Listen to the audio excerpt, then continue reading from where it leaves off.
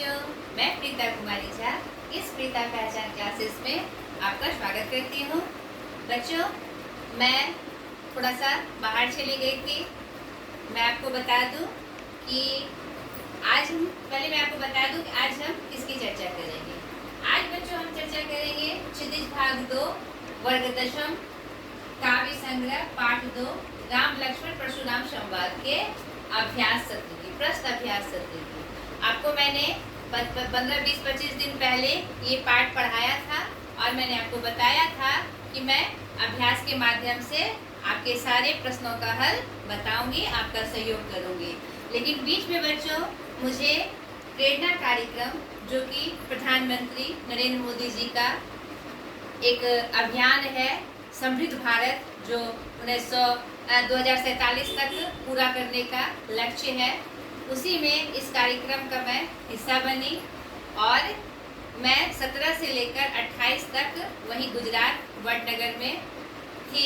इस कार्यक्रम के तहत प्रेरणा कार्यक्रम के तहत इसके चलते मैं आपकी वीडियो नहीं डाल पाई, तो अब मैं आ गई हूँ और अब लगातार मैं अपनी वीडियो डालूंगी, आपके प्रश्नों का हल बताऊंगी। आपकी जो समस्याएं हैं आप मुझसे शेयर करिए और मैं उसके में आपका भरपूर सहयोग करूंगी।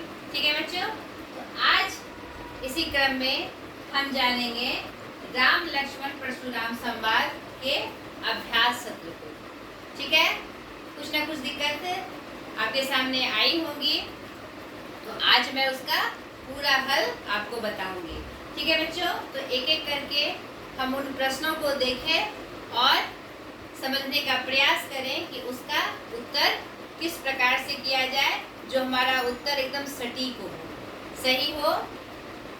इसके बारे में हम अभ्यास जानेंगे। ठीक है, तो इसी क्रम में पहला प्रश्न है बच्चों, परशुराम के क्रोध करने पर लक्ष्मण ने धनुष के टूट जाने के लिए कौन कौन से तर्क दिए। या प्रश्न क्या है, जब आपके सामने कोई प्रश्न आए तो पहले आप ये समझने का प्रयास करिए कि वह प्रश्न क्या रहा।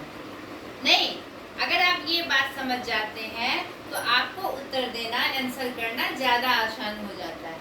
कौन कौन से तर्क दिए जब धनुष टूट गया, क्रोध करते हुए हमारे परशुराम जी प्रवेश किए उस राजमहल में, उस सभा में, तो लक्ष्मण ने व्यंग स्वरूप उन्हें क्या क्या तर्क दिए।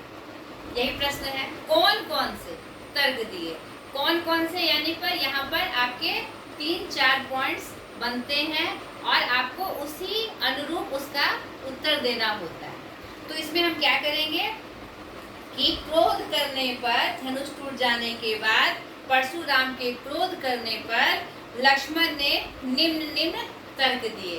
क्या तर्क दिए थे?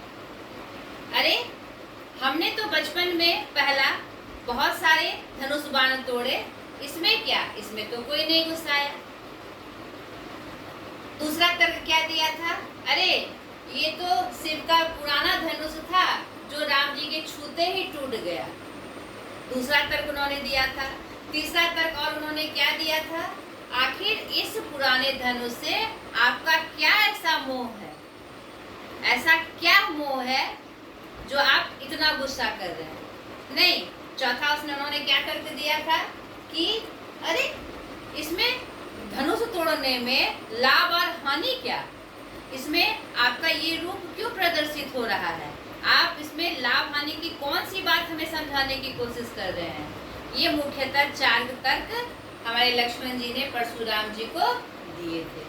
तो आपको एक एक करके नंबरिंग करते हुए आपको इसका आंसर करना है। ठीक है बच्चों, दूसरा, परशुराम के क्रोध करने पर राम और लक्ष्मण की जो प्रतिक्रियाएं हुई उनके आधार पर दोनों के स्वभाव की विशेषताएं अपने शब्दों में लिखी।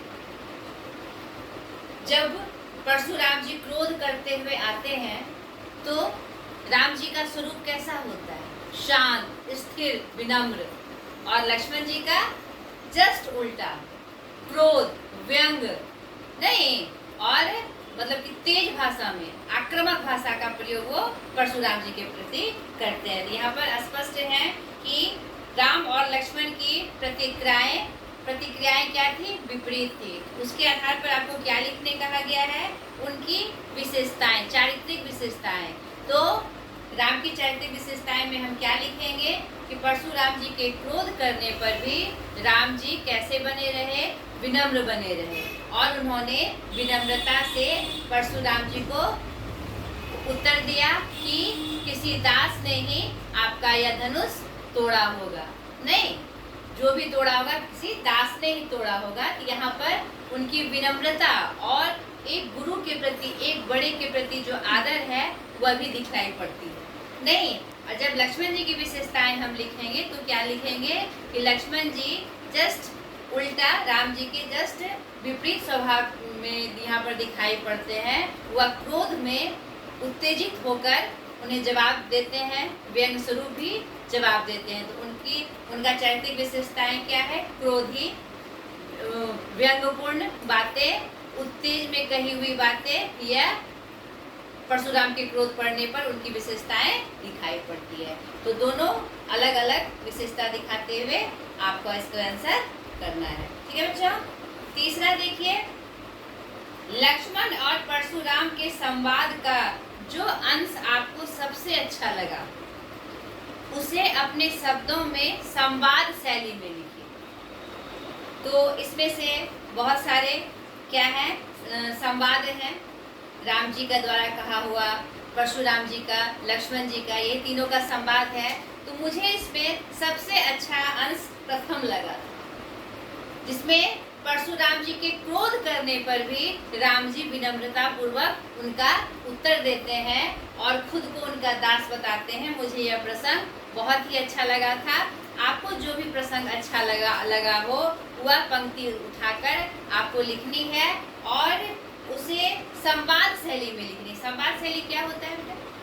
डायलॉग्स, दो के बीच, ये आपका किसमें है? संवाद में ही है। संवाद का मतलब होता है डायलॉग, कहना।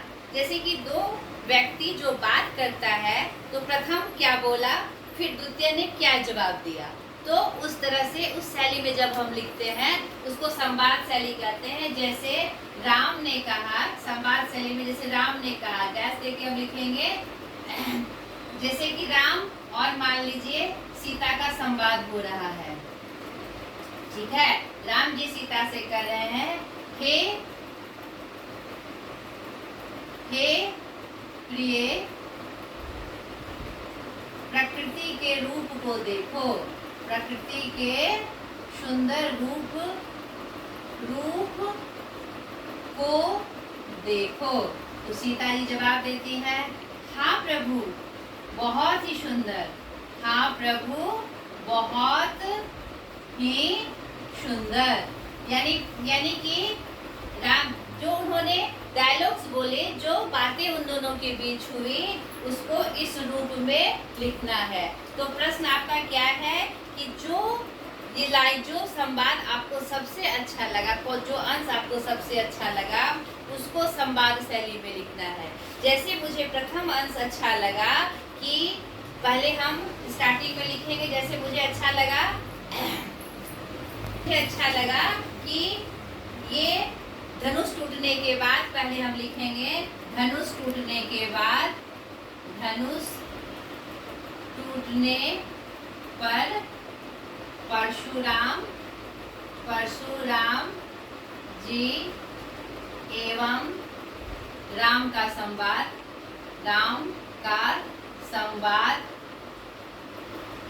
जो मुझे बहुत अच्छा लगा, पहले उसका वर्णन कर देना है। तो आपको लिख के देना है कि परशुराम ने क्या कहा, इस संदर्भ में राम ने क्या कहा। तो क्या कहा था भाई? दास संबुधुनि भंज निहारा, कोई केहू एक दास तुम्हारा। नहीं, शुरू में पहले राम जी ने कहा है कि इस शिव धनुष को हे प्रभु किसी दास ने, आपके किसी दास ने तोड़ा है। आए सुका कहिया किन मोही, सुनी ईसाई बोले मुनि कोई। इसके जवाब में वह क्या कहते हैं? मुनि परशुराम जी क्या कहते हैं? जवाब देते, पहले राम जी कहते हैं इस धनुष को आपके किसी दास ने तोड़ा है। उसमें परशुराम जी क्या जवाब देते हैं? लगता है उसका काल आ गया है, जो ऐसा कृत्य उसने किया।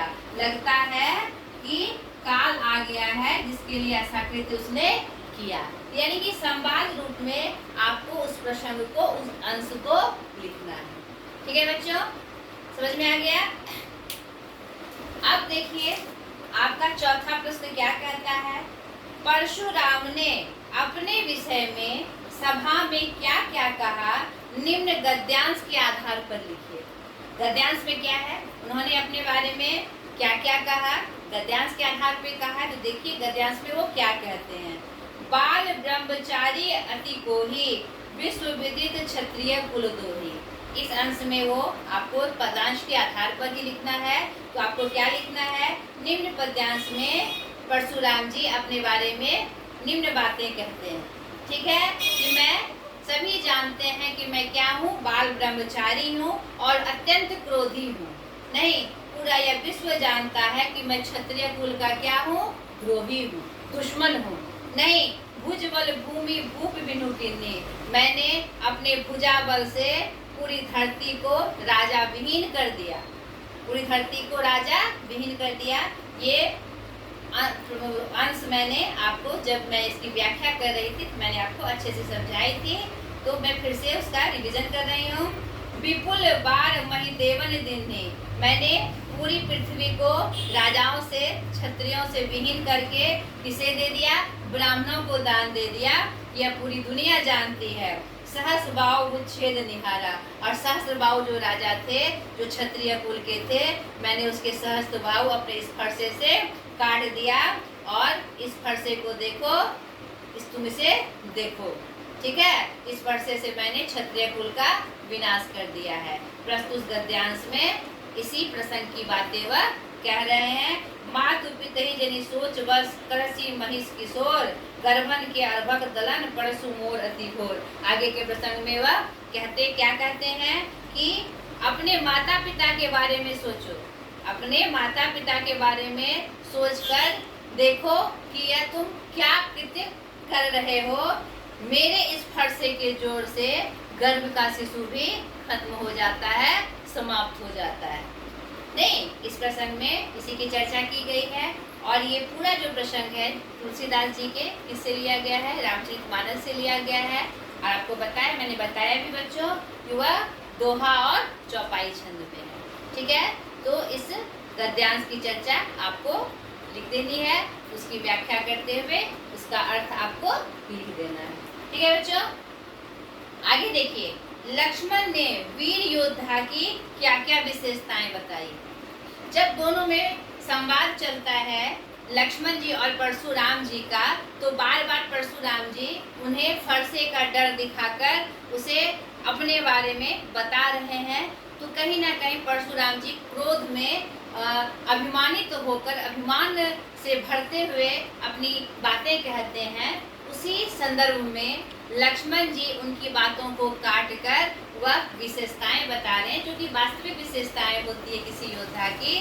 तो आपको इसका आंसर ऐसे करना है कि इस राम लक्ष्मण परशुराम संवाद पाठ में लक्ष्मण ने योद्धा की निम्न विशेषताएं बताई हैं। आपको उसका संदर्भ भी दे देना है कि परशुराम जी द्वारा बार बार अपने आप को वीर, पौरुषधारी पुरुष के रूप में बार बार जताने पर वह उनका जवाब देते हुए लिखते हैं कि योद्धा की विशेषताएं क्या होती है कि वह साहसी वीर होता है लेकिन प्रदर्शनकारी नहीं होता। दूसरा, वीर का परिचय, किसी वीर योद्धा का परिचय उसके कृत्य से पता चलता है, युद्ध भूमि में उसके साहस से पता चलता है, ना कि बखान से। नहीं, तीसरा, और वो क्या प्रसंग देखते हैं कि जो वीर पुरुष है वह अपनी बड़ाई बार बार करके अगले को कमतर नहीं दिखाता। जो वीर पुरुष होता है वह सामने वाले को कमतर कभी नहीं दिखाता। और वीर योद्धा की विशेषताएं वो क्या बताते हैं कि जब वह युद्ध मैदान में या किसी भी मैदान में अपने साहस और वीरता का परिचय देता है तो वह यह नहीं देखता कि सामने वाला, उसका जो शत्रु है वह कितना मुझसे ज्यादा बलशाली है या कमजोर है। नहीं, वह यह नहीं देखता है। ठीक है। और उन्होंने एक और प्रसंग दिया था कि जो वीर योद्धा होते हैं वह बार बार अपने शक्ति को दिखाते हुए सामने वाले को यह नहीं डराते हैं कि मैं ये कर दूंगा, मैं वो कर दूंगा। उसके अंदर ये बात होनी चाहिए वीर योद्धा में कि शक्ति का प्रदर्शन करना है, ना ही बातों का प्रदर्शन। नहीं, सामने वाले को कभी भी कमतर नहीं समझते। वीर योद्धा कभी सामने वाले को कमतर नहीं समझते। इस प्रकार से उन्होंने वीर योद्धा की विशेषताएं बतलाई है। आपको पॉइंट में देते हुए 5-6 विशेषताएं इस पाठ के माध्यम से जो लक्ष्मण जी ने दी है उसके बारे में आपको लिख देना है। संदर्भ जरूर डाल देना है कि किस संदर्भ में, जब बार बार परशुराम द्वारा अपनी बड़ाई की जाती है, अपनी वीरता दिखाने का जो प्रदर्शन किया जाता है, उसको काटते हुए लक्ष्मण जी वीर योद्धा को परिभाषित करते हैं। ठीक है बच्चों, आगे देखिए। साहस और शक्ति के साथ विनम्रता हो तो बेहतर है। इस कथन पर अपने विचार करिए। स्वाभाविक बात है, जो वीर पुरुष है, जो साहसी है, जिसमें शक्ति है, अगर उसमें विनम्रता का गुण आ जाए तो वह फिर एक महान योद्धा हो जाता है। जिसमें साहस और शक्ति है वह वीर है नहीं, लेकिन अगर उसमें विनम्रता आ जाए तो वो बलवीर है नहीं। उसमें वो सारे गुण हैं जो युद्ध क्षेत्र में उसके सहायक होते हैं उसको सही प्रदर्शन करने का। क्योंकि आप जानते हैं कि ये सब आप साहस शक्ति आपको क्या बनाता है, पराक्रमी बनाता है। लेकिन अगर आप उसमें विनम्रता का गुण भी आ जाए तो आप महापराक्रमी कहलाते हैं नहीं। यहाँ पर विनम्रता के गुण की चर्चा करते हुए तीनों को जोड़कर आपको यह दिखाना है, प्रश्न उत्तर करना है कि अगर दोनों के साथ विनम्रता भी जुड़ जाए तो सोने पे सुहागा। वह मनुष्य शक्तिशाली पराक्रमी के साथ साथ विनम्र भी अगर हो जाए, विनम्र भी हो जाए तो वह किसी भी क्षेत्र में सही गलत का फैसला लेने में वह अडिग रहेगा, उसमें उसे कोई परेशानी नहीं होगी। ठीक है, ऐसे करते हुए आपको उत्तर करना है। ठीक है, अब 7वां प्रश्न, भाव स्पष्ट कीजिए। मैंने आपको बताया है, फिर से मैं इसकी चर्चा कर रही हूँ कि जब इस तरह का प्रश्न आए, भाव स्पष्ट करिए, आशय स्पष्ट करिए, अर्थ स्पष्ट करिए। तो आप पंक्ति को देखते हुए पहले ये पंक्ति किस पाठ से ली गई है उसकी चर्चा करनी है। फिर आपको मैं थोड़ा सा आपको लिख के बता दूं इसके बारे में, फिर से मैं रिवीजन कर दूं आपको। भाव स्पष्ट करिए, तो इस टाइप का जब प्रश्न हो, भाव स्पष्ट करिए, स्पष्ट करें, या आशय स्पष्ट करें, ठीक है, या फिर आए अर्थ स्पष्ट करें, नहीं, पंक्ति की व्याख्या करिए, पंक्ति की व्याख्या करिए, आदि आदि। इस तरह का प्रश्न आए तो सर्वप्रथम हम पाठ परिचय लिखते हैं। क्या लिखते हैं बच्चों? पाठ परिचय लिखते हैं। यह पाठ, ये पंक्ति कहाँ से ली गई है, उसके बाद हम उसका कवि परिचय लिखते हैं। कविता की पंक्ति है तो कवि, और गद्य भाग का है तो लेखक परिचय लिखते हैं। उसके बाद हम पंक्ति परिचय देते हैं, उसके बाद हम पंक्ति परिचय देते हैं, और फिर उसका भाव, उस पंक्ति का जो मुख्य भाव है उसकी व्याख्या करते हुए हम प्रश्न को पूरा करते हैं। जैसे देखिए, बिहसी लखनु बोले मृदुबानी, ओहो मुनेसु महाभटमानी, पुनि पुनि मोहि देखाव कुठारू, चढ़त उड़ावनु फूकी पहाड़ू। यहाँ पर लक्ष्मण जी का संवाद है ये, तो आपको कैसे लिखना है? प्रस्तुत पंक्ति हमारे पाठ्य पुस्तक राम लक्ष्मण परशुराम संवाद से ली गई है। पाठ का परिचय देना है, जिसके कवि तुलसीदास जी महाराज हैं, और फिर पंक्ति परिचय। यह पंक्ति उस संदर्भ में आई है जब परशुराम जी बार बार लक्ष्मण जी को अपना फरसा और अपना बाहुबल दिखाकर उन्हें डराने की कोशिश कर रहे हैं। इसी क्रम में लक्ष्मण जी यह संवाद कहते हैं कि उनकी बातों को सुनकर लक्ष्मण जी मृदु वाणी में, अच्छे वाणी में उनसे कहते हैं, अहो मुनि महाभटमानी, आपको तो मैं बहुत बड़ा योद्धा समझता था, बहुत बलशाली समझता था, पुनि पुनि मोहि देव कुठार। आप बार बार मुझे ये कुठार दिखाकर क्या प्रदर्शित करना चाह रहे हैं, क्या दिखाने की कोशिश कर रहे हैं? आप क्या सोचते हैं कि फूंक से आप पहाड़ को उड़ा देंगे? ऐसा नहीं है, ये आपकी गलतफहमी है। यानी इस संदर्भ में ये बातें कह रहे हैं लक्ष्मण जी, आपको इसका परिचय देना है। यहाँ पर भाव के रूप में आपको क्या बताना है? यहाँ पर मुख्य भाव यह बताया जा रहा है इस पंक्ति के माध्यम से कि सामने अगर कोई आपको बल का प्रयोग या बल का प्रदर्शन कर रहा है तो हमें उसको जरूर एहसास कराना चाहिए कि आप ऐसा नहीं करिए, यहाँ पर आप गलत हैं। ठीक है, लक्ष्मण जी यही भूमिका निभा रहे हैं। ठीक है, तो इस तरह से बच्चों इस प्रश्न का उत्तर, इन सब प्रश्नों का उत्तर किया जाता है। ठीक है, दूसरा मैं आपको अर्थ बता दूं, यहाँ कुम्हड़ बतिया कोई नाही, जे तर्जनी देखी मरी जाही। आगे की पंक्ति में वो ये पंक्ति भी वही ऐसे ही लिखना है आपको। पाठ परिचय देते हुए कवि का नाम लिखना है, फिर पंक्ति परिचय में बताना है। यह संवाद भी लक्ष्मण जी का है कि आप मुझे वो कुम्हड़ और बतिया समझ रहे हैं। यहाँ पर कुम्हड़ बतिया एक सब्जी का नाम है जिसे आराम से काटा छाटा जा सकता है। और यहाँ पर एक पौधा है जिसको तर्जनी उंगली से छूने से वह सुटक जाता है, यानी कि अपने आप में मुरझा जाता है। यहाँ पर दोनों अर्थ में आप इसकी चर्चा कर लिख सकते हैं। मेन भाव क्या है कि आप क्या समझते हैं कि आपके छूते ही हम डर जाएंगे? हम क्या कुम्हड़ बतिया पौधा है या कुम्हड़ बतिया सब्जी है? ऐसा नहीं है। देखी कुठार सरासन, मैंने ऐसे कुठार और बाण बहुत देखे हैं। ये कौन कहते हैं? लक्ष्मण जी। किससे कहते हैं?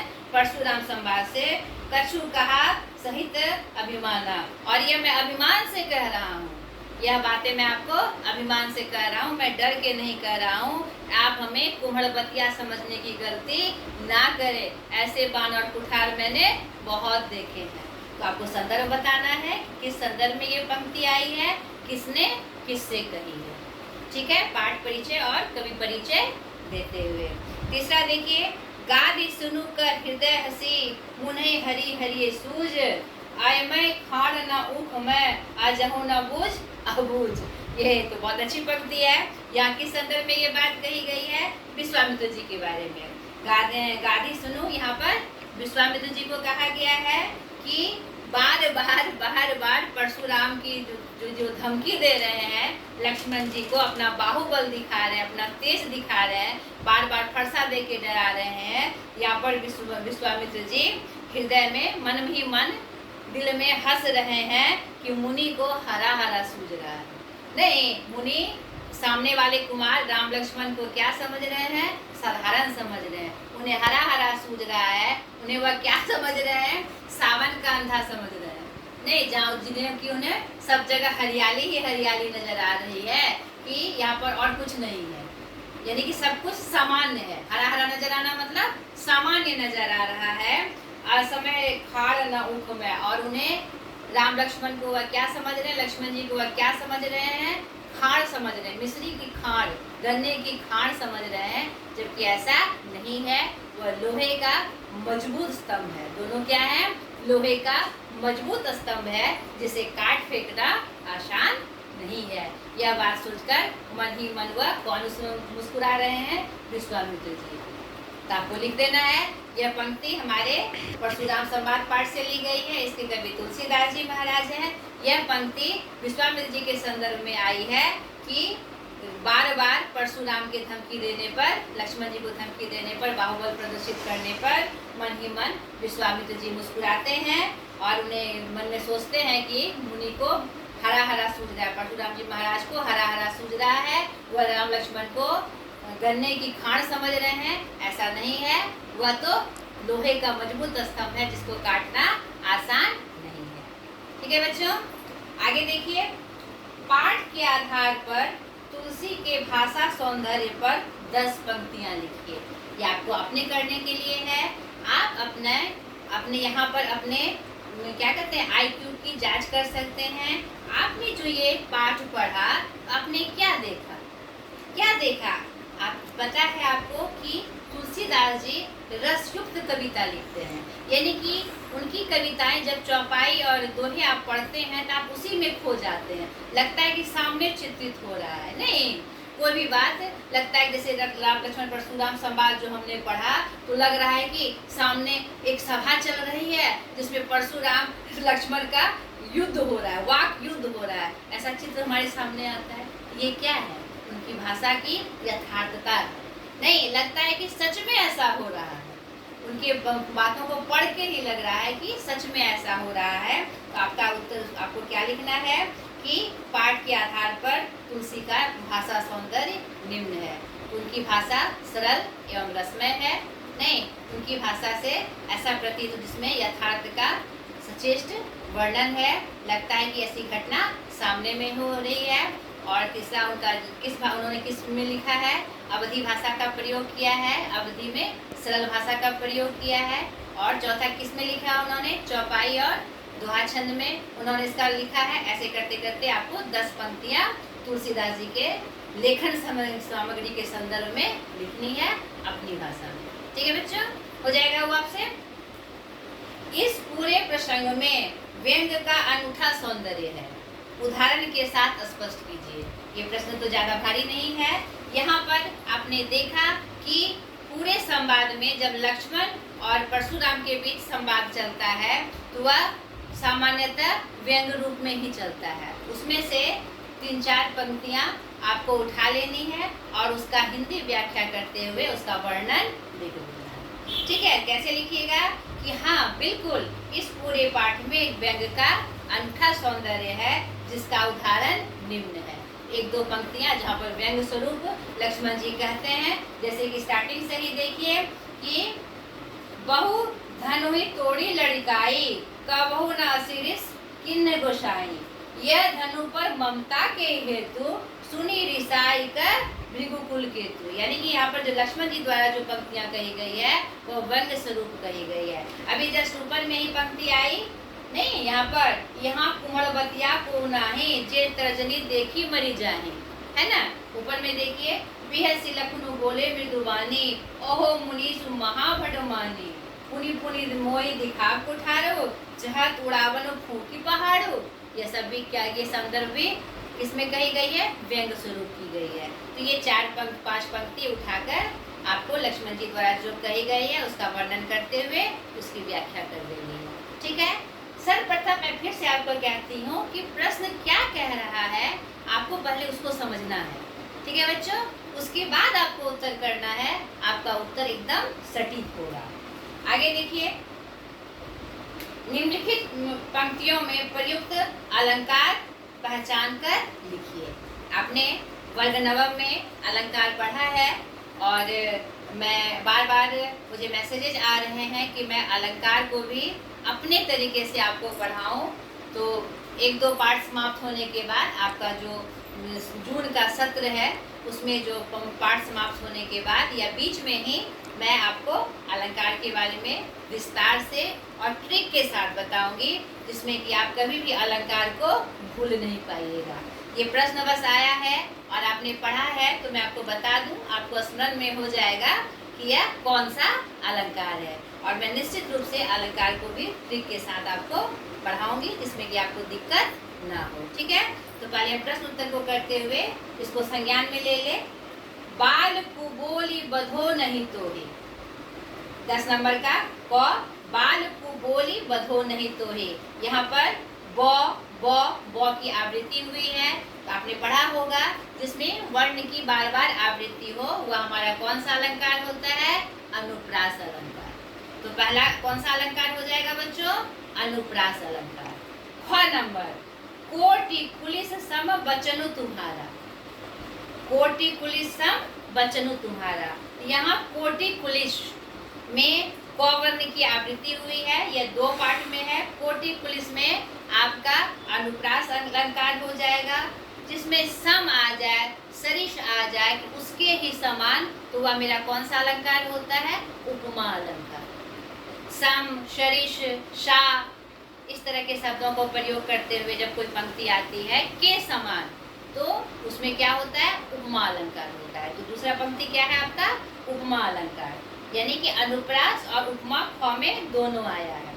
ग नंबर देखिए, तुम जो काल हाँकु जनु लावा, बार बार मोहि लागी बुलावा। या ऊपर की पंक्ति में देखिए, जनु, मनु, जानहि, मानहि, इस तरह के शब्दों का जब प्रयोग होता है तो वह मेरा कौन सा अलंकार होता है? उत्प्रेक्षा अलंकार।